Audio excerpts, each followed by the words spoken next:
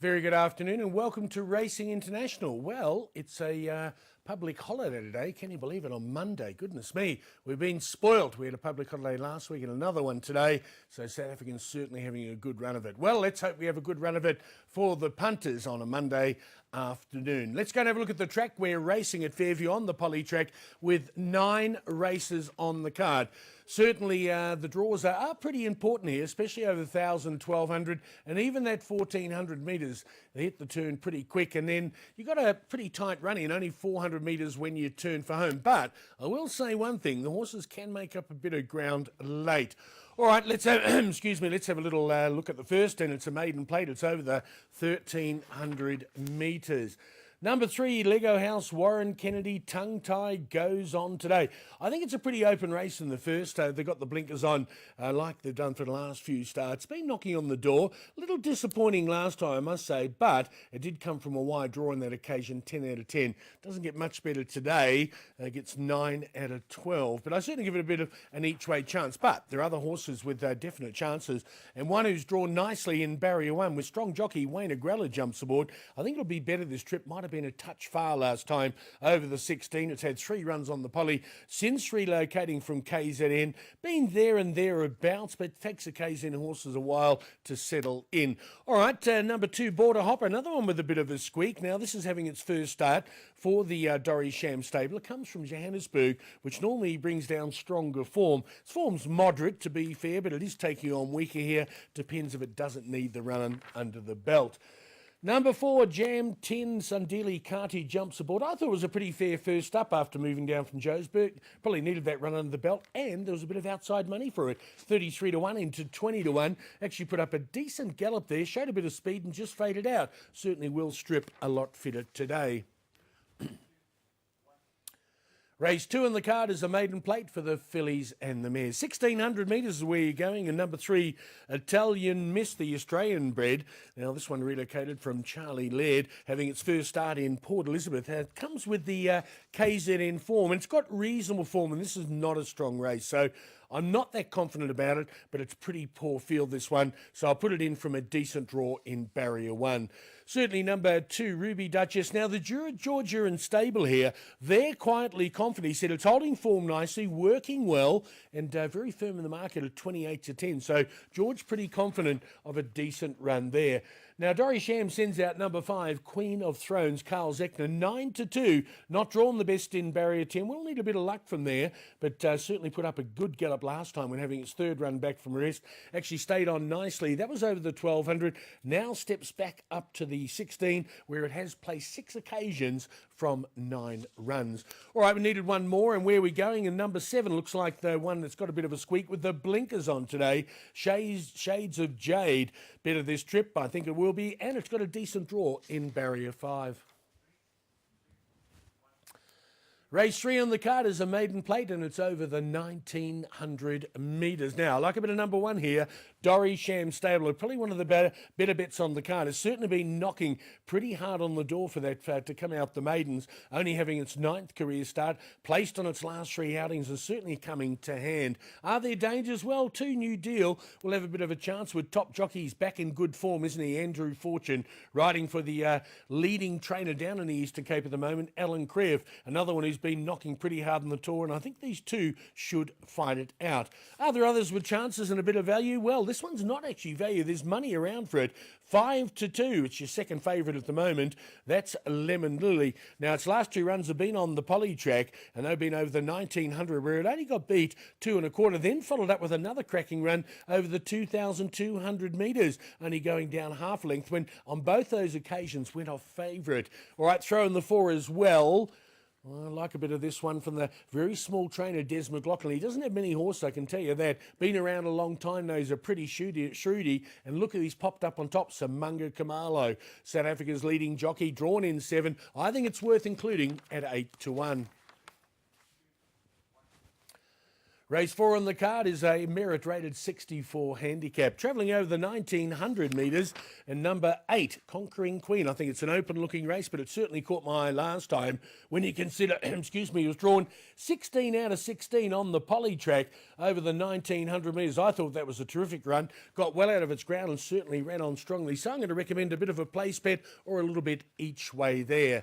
Certainly number 2, this one's from the Dorrie Sham stable, also priced up at 5 to 1. Carl Zechner jumps aboard, drawn in barrier 8, and this one certainly will be running on strongly at the death. Number 3, Storming Home, Andrew Fortune, 28 to 10, firm in the market now. It's the one they're looking for. Now there's a form update from Friday on the 29th of April. Ran second, only beaten a length and a half. So I suppose the question here is how did the horse take the run? Listen to the commentators on the course today. All right, we're looking for another one, and I've popped in number 1, Kirby Ninja, who actually was very disappointing on Friday, was beaten 6 lengths when running 8th and was quite firm in the market at 7 to 2. Well, they're not taking too many chances here. It's priced up at 11 to 2, but is drawn a bit wide here in barrier 10. Race 5 on the card is a merit rated 80 handicaps, travelling over the 1600 metres, and number 1, Grapevine, Robert Carty jumps aboard now. Can it overcome the tough draw in barrier 11? That'll be the big question, but is having its run back from a little bit of a rest of 73 days, certainly before it went and had a spell. And its last run was back on the 19th of February. It's holding form very nicely, so I'm taking a bit of a chance here that it is fit in well. Number 4 certainly got a bit of a squeak from the Alan Creer stable. Now, it's had one run back, so I'm a little bit concerned here. Second run after rest. That was on the 22nd of April. And Fair Gallop moved up, probably needed that run under the belt. Even though it finished 9th, it only finished just under 6 lengths behind. But the stable does like it for places. Number 6, Naval Intelligence in a very open-looking race, Samunga Kumalo. This one's starting to drop down in the merit ratings. All right, it's only had the 2 runs over the course and distance, run 3rd on one occasion, but in a moderate race like this from a decent draw, certainly got to go into those trifectas. 9, Flying Fellow, Warren Kennedy, 5 to 1. Now, it's got decent KZN form, but we're never sure how that's going to work out in Port Elizabeth. I don't think there's much to choose between the centre and strength, so certainly must have a little bit of a squeak there. Race 6 on the card is a merit-rated 71 handicap, travelling over the 1,000 metres, and number 2, Durban Beach, Samunga Kumalo. Watch it here. It's got the Cape Town form. I suppose the only question, hasn't had a run for 30 days. They're bringing it up to PE. Had moderate form in Cape Town, but that's normally good enough to be competitive in the Eastern Cape. It's drawn nicely in barrier 3, and I tell you what, if you can get around about 4 to 1 each way, I reckon it's a reasonable bet. But a few people have stopped me in the corridor this morning and said, Rod, watch out for the Alan Creer runner, Roaring Sea. But I said it's second run after rest. They said yes, but it's had 24 days in between runs. He's had another grass gallop. Top jockey Andrew Fortune gets aboard, and not a bad draw in barrier 5. All right, if you're having a trifecta, have a look at number 4, Simply Black, drawn nicely in barrier 1. Last time out, it drawn 15 out of 16, and I thought that was a good run from there over 1,000 metres. You haven't got too much time till you hit the top turn, so that was a good effort. Now it's drawn in pole position in barrier 1. Bonfire Heart, now it's coming off a break of 101 days from the Taralang stable, but before it went for a bit of a spell, it only had 2 runs since relocating to the Eastern Cape from the Western Cape and put up 2 decent gallops. So if this is fitting well, but it has got a tough draw in barrier 9, certainly needs to go into those trifectas. Priced up 15 to 2.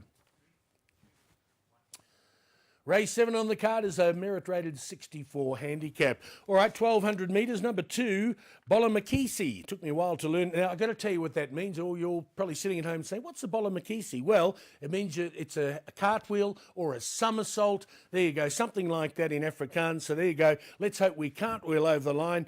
Got up to win last time, a nice run there. Only won by half a length. It picked up a 2.5 kilo penalty, but is drawn nicely in barrier 1.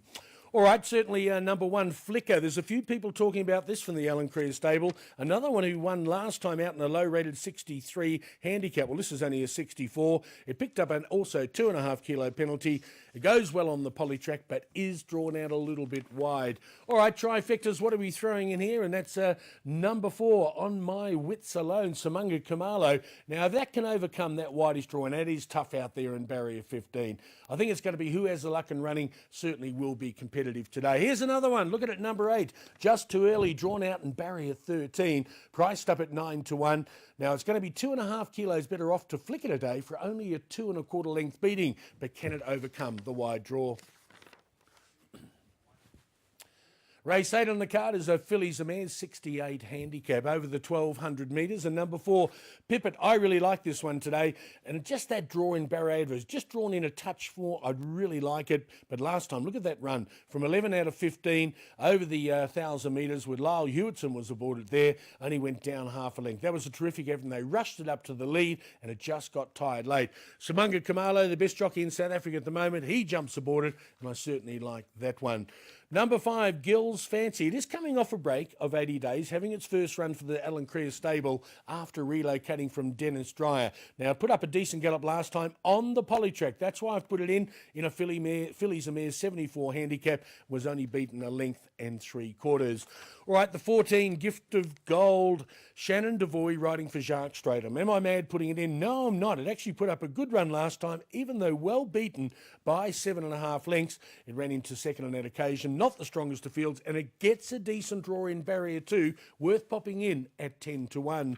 Certainly number 2, Typhoon Tess. Now, it's got a few friends in the market, this one. It's 6 to 1, but it is drawn out wide in barrier 10. It pulled hard last time and cost itself any chance of winning. Only went down by a length, or just over a length and a half. So worth including if they can get it to settle.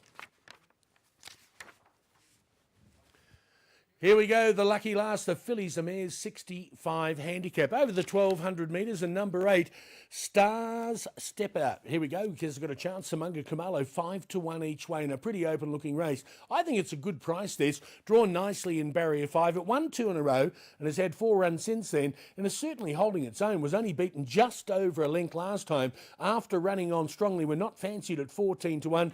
Now that was over the 16. They're bringing it back to the 1,200 metres, and I think it's got a bit of an each way chance. There's certainly others in the race with a bit of a squeak, and here's a horse coming off 62 days. Number 1, Natural Tan. Andrew Fortune 9 to 2. But it is drawn out wide in barrier 10. It'll need a little bit of luck from there, but it's holding form and certainly overdue for that second victory. Number 2, Cherry Orchard, Carl Zechner, 33 to 10. Had a bit of a drift in the market last time from 5s out to 7 to 1 and actually went on to win a very nice race. But now it's picked up a decent penalty of 3.5 kilos. Make it a lot tougher to win this race. All right, we need another one, and where are we going? Thornbird's the one we're liking here. I thought it was a pretty good run out the maidens. Only got beat a length and a half, drawn in barrier 8. And this young apprentice, young Callum Murray, doesn't claim anymore. And I tell you what, he's certainly a kid for the future. Well, there we go. If you're in South Africa or you're coming out here, it's a public holiday, so enjoy it. Let's hope we can get you a few bucks in your pocket. Looks a nice competitive race card on the Polytrack. We're going to be putting up all our selections at our Twitter account at Racing and Tips. From myself, Rod McCurdy, and all the team, we wish you a very successful punting afternoon.